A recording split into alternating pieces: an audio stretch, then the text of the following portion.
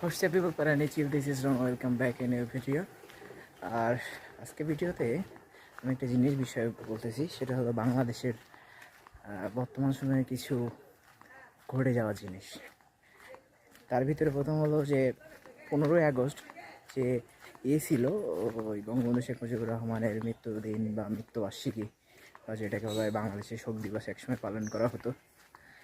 তো ছিঁড়ে নিয়ে বাংলাদেশে কিছু চলচ্চিত্রর মানুষজন বা কিছু নেতাবর্গ তার ওইটা আর কি একটা পোস্টার টাঙায় ব্যানার ট্যানার করছিল, সেখানে অনেকে জুতোর মালা দিছে। এখন এখানে দোষটা কার?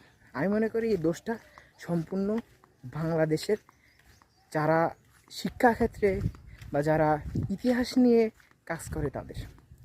এখন আমার জন্ম 2000 সালে, বা আমার জন্ম 1995 বা 90-এর পর থেকে, তখন সম্পূর্ণ রাজত্বটাই হয়েছে বাংলাদেশের আওয়ামী লীগের, এবং তারা ঠিক ইতিহাসটা ঠিক তদ্রূপভাবে তৈরি করছে যেন সেটা সম্পূর্ণ আওয়ামী লীগ রিলেটেড থাকে।